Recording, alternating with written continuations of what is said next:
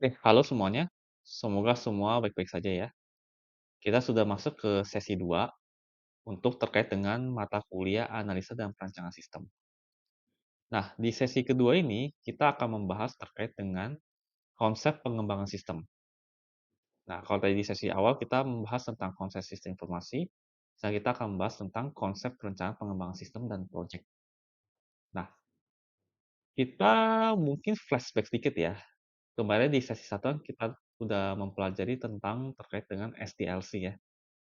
Nah, kalau di sesi kedua ini kita mempelajari terkait dengan perencanaan dan pengembangannya.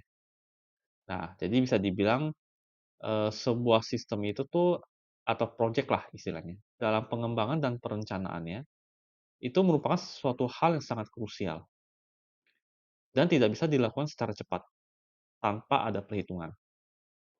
Nah, karena sebuah proyek itu ibaratnya seperti membangun sebuah rumah, yang jika terdapat kesalahan akan sangat sulit sekali untuk melakukan perbaikan dan juga akan membutuhkan biaya yang sangat besar.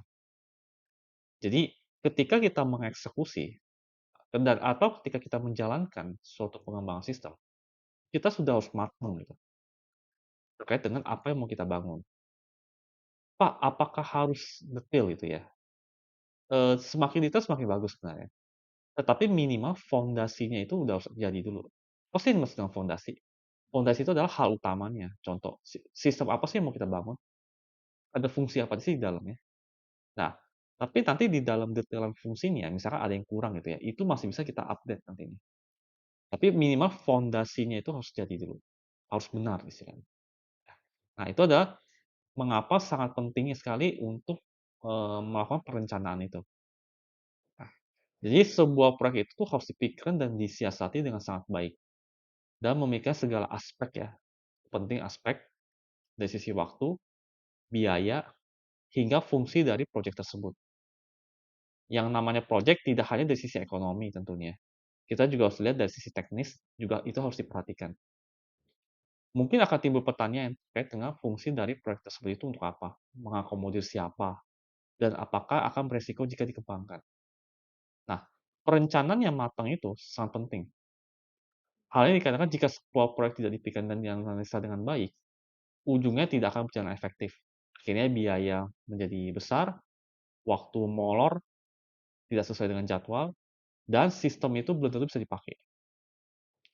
Nah, oleh karena itulah seorang project project kita sebutnya project manager lah ya, itu dia harus tahu tuh, kira arah fungsi sistem ini ke arah mana sih? Kira-kira butuhnya itu cara buatnya seperti apa? Desain awalnya seperti apa? Kapan dia harus eksekusi, kapan dia harus melakukan, namanya konsolidasi ya, terhadap tim dia untuk melakukan suatu pekerjaan. Itulah fungsi dari SDLC yang kita pelajari di sesi sebelumnya. Nah, itu kurang lebih untuk, sesi kedua ya, perkenalan sesi kedua itu. Nah, teman-teman harus memahami terkait dengan konsep dari perencanaan pengembangan sistem itu dulu, ya.